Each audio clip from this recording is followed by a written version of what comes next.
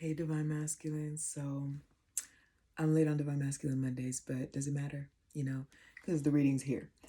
But I don't ever want to forget to do my Divine Masculines. Even if I'm doing it late, because there's not a lot out there for Divine Masculines. This has nothing to do with gender. I always say this just in case there are new people watching, but it has nothing to do with gender. It's just gender, excuse me. It's just really about the energy that you lean into most, since we all carry both masculine and feminine energies. So I hope you guys like my little setup. I didn't do anything different except turn off my ring light. But I like to usually I like dark. I like the dark sometimes. I love the sun. Don't get me wrong. I love the sun. But at nighttime, I don't know. So I'm hoping that you guys can see everything. But so this is gonna be a Divine Masculine reading in love. So let's see, what is energy Divine Masculine collective right now?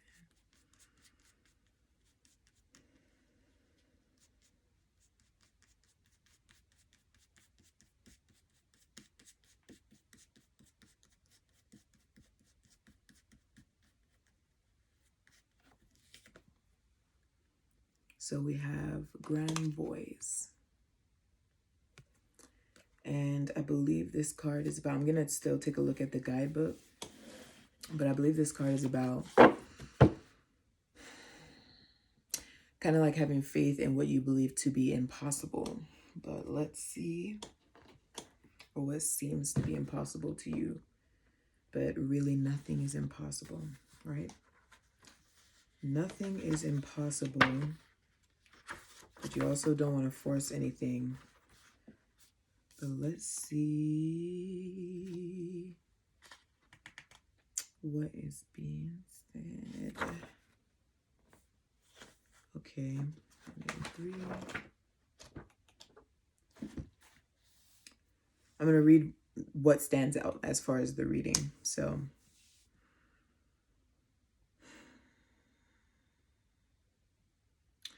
favorable outcome when the last words are said and last things are done. We are composed of flesh and death, turn and return, begetter of transformations. Primary attribute of this card is a final favorable outcome. So very simple. Let's see what this is about. Okay. And I'm gonna use these. Okay. Actually, I need to use these.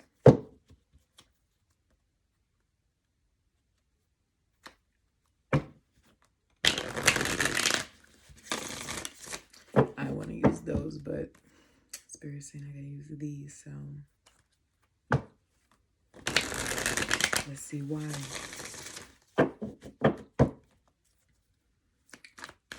So when it comes to love, what does this energy have to do with masculine?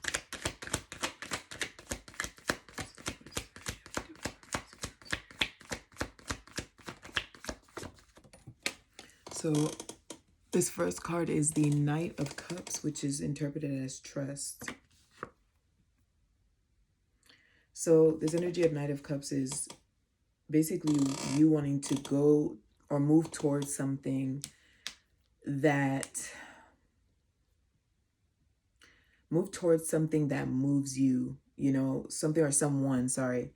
Since I am doing a love reading, but I do like to consider, it being outside of love, but this is for the purpose of love. But if it resonates with you in any other way, take it. Whatever doesn't resonate with you, leave it.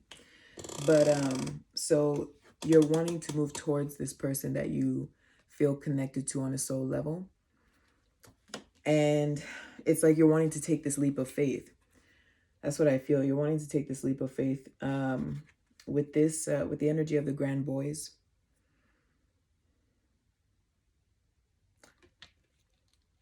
I get that a lot of you have this really good intention when moving forward in this connection or moving towards this person to either reconcile or kind of start over, whatever you're wanting to move forward, you know, basically reconcile, balance things between you and the other person. You know, I get there's a lot of enthusiasm and energy behind it. Let's see. Yeah, okay. So I was actually wondering if this was balanced energy that you're moving forward with. And it, for a lot of you, it is this Four of Wands. Like I said, you I felt this determination. You feel determined, and a lot of you again feel confident. It looks like a card flipped over. What is it? It's the Knight of Swords. Okay, so we have the Knight of Cups. I'm going to take it. The Knight of Cups and the Knight of Swords.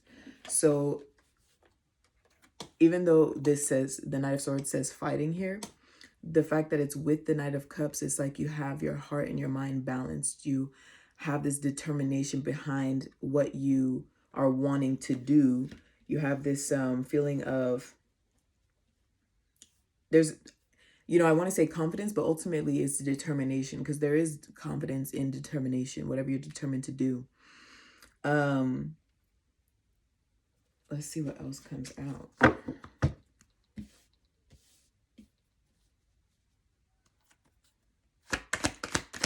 I get that there's this harmony coming between your mind and your heart. You know, when you have your mind and heart balanced, you're able to make more clear decisions. We have the Queen of Wands. You're able to make more clear and determined decisions, more clear and decisive. You take clear and decisive action. That's what I wanted to say. Sorry, is it not flipped? No. So with this Queen of Wands, I see that as the Divine Feminine. Again, gender really doesn't matter. This one was twisting and bending.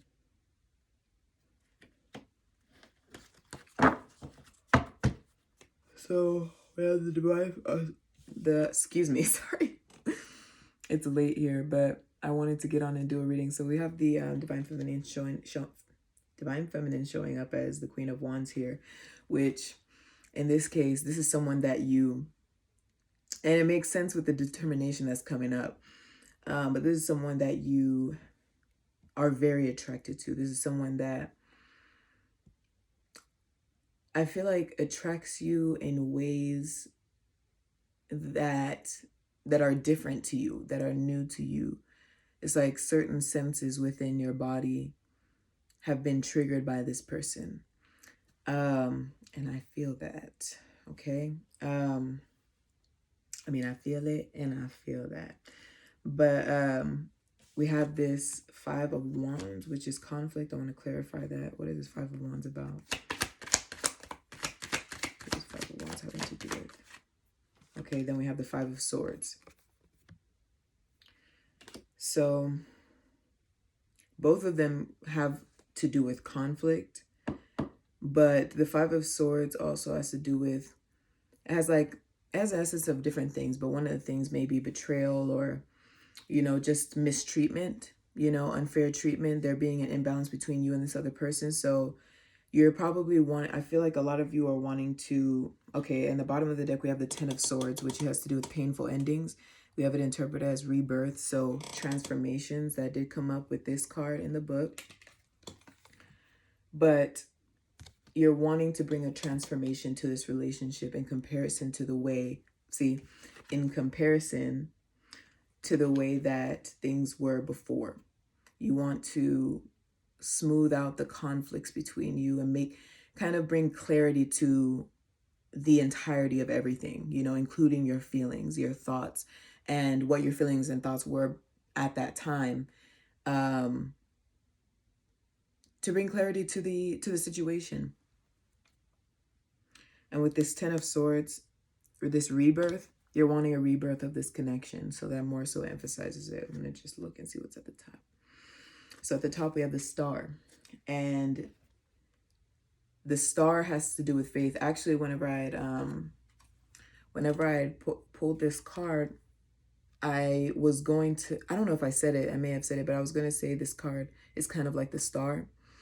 Although it says like the overall energy of it is a favorable outcome, but the star has to do with your faith and your faith, trust, and belief in what some of you may believe to be impossible, you know, or what some of you simply hope for, you know. For some people, you know, if you've ever shared with anyone, whether it be your plans or this connection, you know, the issues of this connection, how you've been thinking and feeling lately or whatever, their input, I lost my train of thought. I'll probably come back to it. Anyway, I want to see, let me see if I can come back to it. I was going to say their input,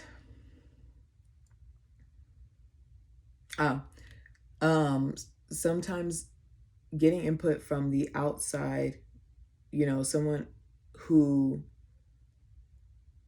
may only have bits and pieces, like standing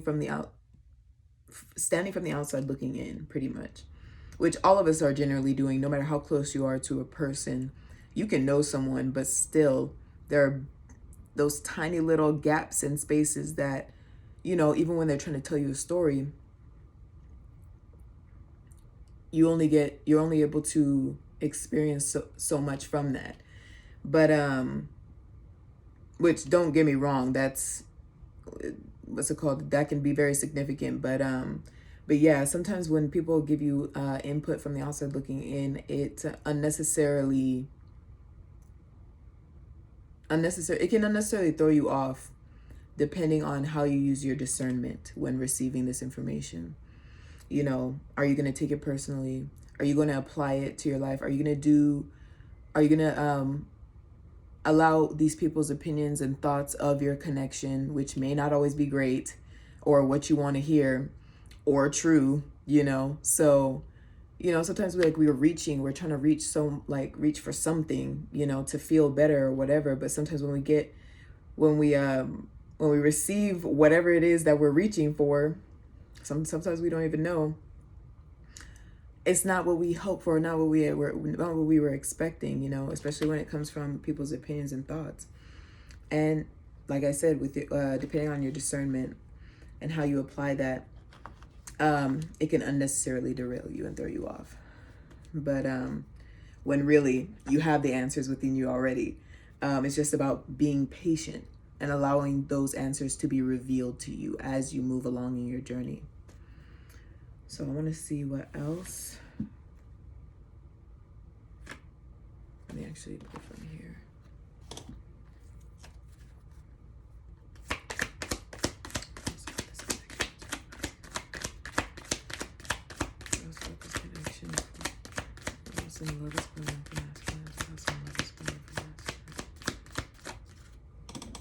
Okay, so we have the King of Wands. So before we got the Queen of Wands, and now we have the King of Wands.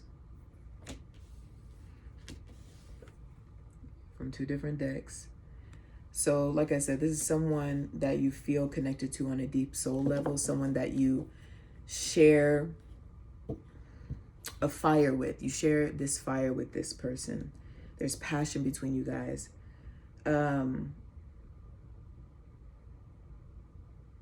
I get it's much deeper than physical, you know, and maybe before a lot of you guys weren't willing to accept that for whatever your personal reasons were at the time.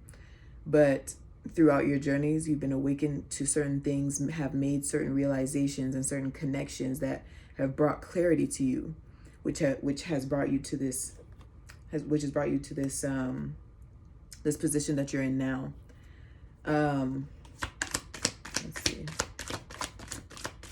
The way I also take this card here, the Grand Boys, is that the fact that you guys were in this Four of Wands, or that you are in this Four of Wands, this balanced state, you have your thoughts balanced out with your emotions. You're now analyzing your feelings. You're giving attention to your feelings. You're paying attention to your feelings, paying attention to your thoughts, maybe even asking questions.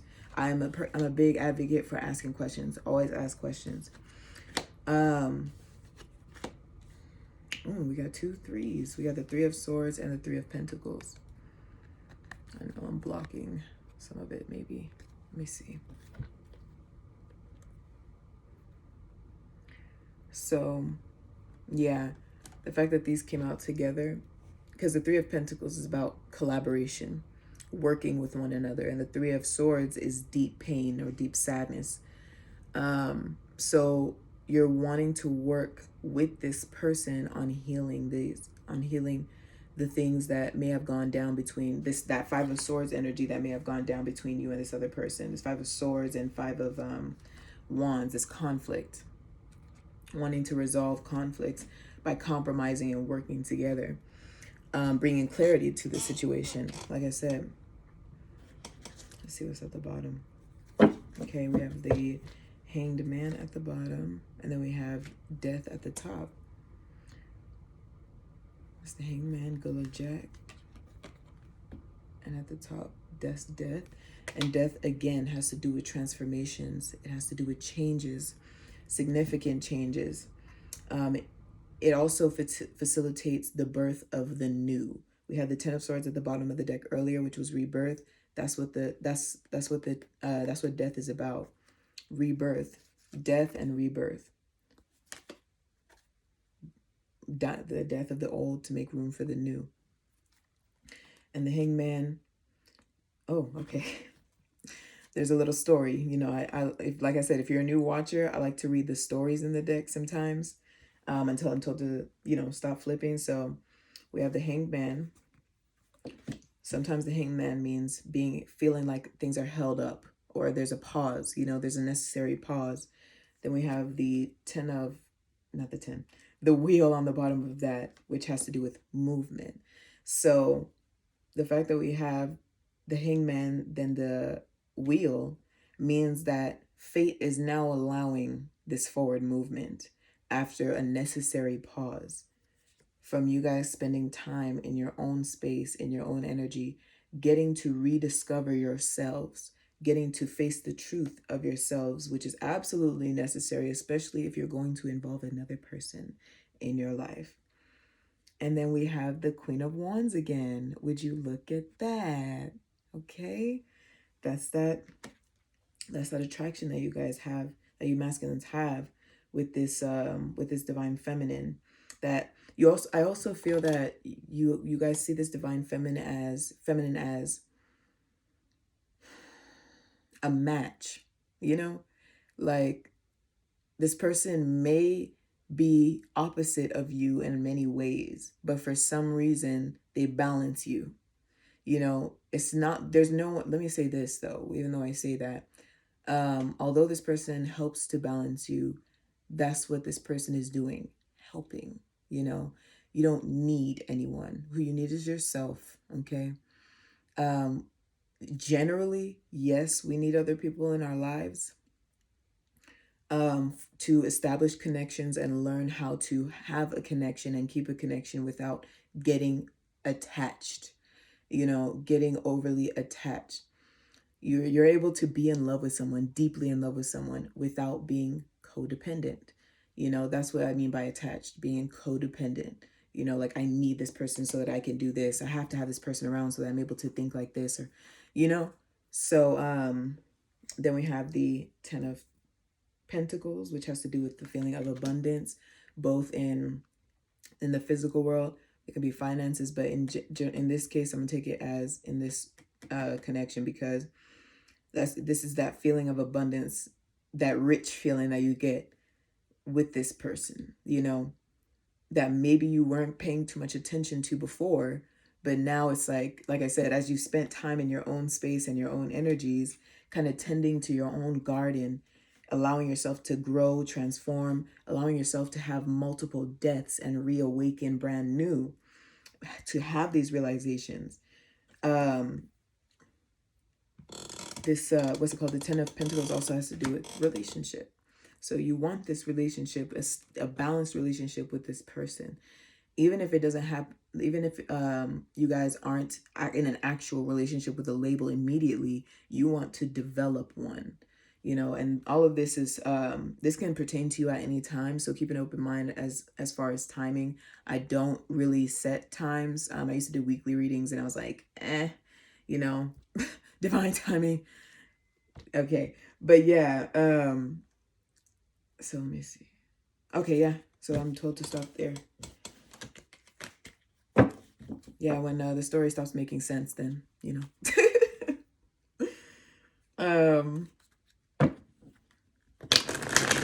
Let me actually pull from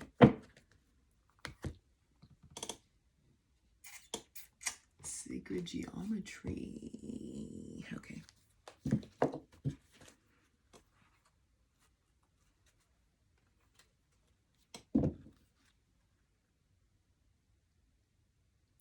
So I split the deck at Miracle, and the number is 33. And then I still have this Three of Pentacles with this Three of Swords. So a lot of you see it as a miracle that this will be able to happen. You know, that that you guys will be able to reconcile differences and come together harmoniously. This says the frequency of miracles supports our belief in ourselves as a part of source, and therefore our belief that anything is possible. So let me shuffle this real quick. This is the solar plexus on the bottom. Did I shuffle these before? I didn't. Oh, the solar plexus is actually the number 3 as well. I did not pay attention to that. I was going to completely ignore it, but yeah, spirit kept stopping me on purpose. So solar plexus, this is yellow. The solar plexus is yellow. I know it looks orange because of the light, but the solar plexus is right here in the center. It has to do with the way you see yourself, how you view yourself, your confidence, your self-esteem, your passion. So it says the frequency of the solar plexus. It's also the sun. That's why it's the solar plexus chakra. So the frequency of the solar plexus chakra, the yellow flower of life, supports our sense of self, our personal power, and our willpower, as well as our knowing of who we are and what our contribution is to the whole. So that's what that hermit that came out. Whenever I was going through the story, I didn't say the hermit when I showed you guys. Sorry. Let me see if I can get it. Let's see. Yeah, Dr. Grant. So,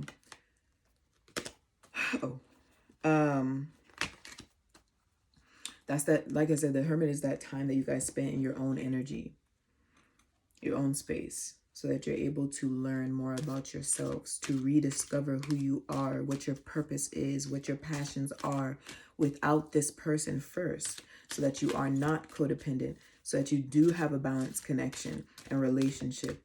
And the same thing for this person, because they may have been displaying codependent qualities as well. And codependent qualities show up in different ways, you know. For example, you may on the, like, you may not have expressed yourself to this person emotionally at the time, and sometimes you may even were very nonchalant about them being in your presence or you being in theirs, as if it didn't matter. But, you know, sometimes, like, something like that, you can go weeks without saying anything, but after a while it's like, hey, what are you doing? You want to come over? Things like that.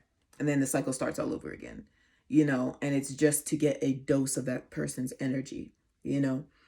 On the outside, you may make it seem like, oh, I only want sex, you know, or I only want just this one thing, you know. And you, in a way, you were doing that but you loved this person's energy and you wanted a dose of it. But sometimes, because you had your own things to deal with within yourself that you hadn't faced yet, and in some ways unaware of, because for so long you just kept stowing it away and ignoring it and putting it away in a corner, that you just numbed yourself to it and allowed yourself to forget about it and distract yourself with either work or some other things, other people, stepping in the connection or things like that, you know, allowing distractions. So you allowed yourself to take pieces of this person, you know, but now you're reawakening, going through another rebirth, you know, and you're wanting to share it. You're wanting to move towards this person.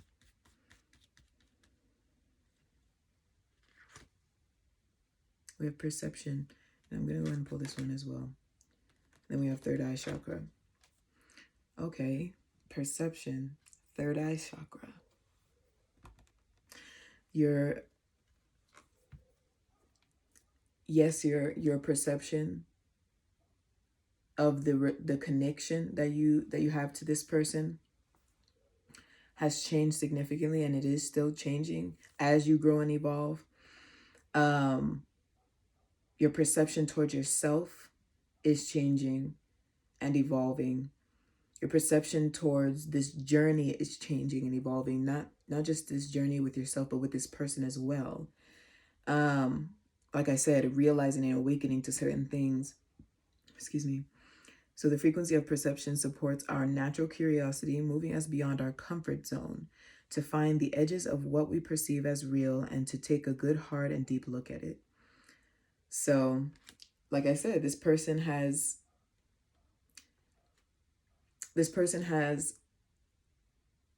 triggered and awakened different parts of you, like I was saying before. And awakened you to things that are new to you. This person also served, we serve as mirrors to one another. So this person served as a mirror to you, showing you yourself some of those things you didn't want to see, you know. So that may have shown up in conflict and imbalance in the connection. And then we have this third eye chakra, which is purple. The frequency of the third eye chakra, it's indigo, excuse me. I thought the crown chakra was indigo. So it's indigo, which is like a deep royal blue mixed with purple. The indigo flower of life supports our intuition and our inner knowing, our imagination and our psychic powers. So the third eye chakra is about seeing past what you see. Whatever you perceive in the physical world, okay? Whatever you perceive to be in the physical world, whether, especially if it's something that you think to be negative, or you have a negative mindset going on right now, the third eye chakra helps you to see past what you see, because there's always more going on behind the scenes usually. So if things seem like they're moving too slowly for you, or you're afraid that, or you're afraid that it's impossible for things to work out, see past what you see. Be patient and allow this process to unfold. Allow this story to unfold. Keep doing the work that you're doing on yourself. Keep focusing on yourself. If you feel led to reach out or do anything and you're in a balanced state, do that. Don't fight the flow of how things are going. So I'm going to go ahead and close this reading here. If you guys have any questions about booking a personal reading with me, please let me know either in private message or in the email that I'll have down in the description box. Thank you for watching. I love you guys.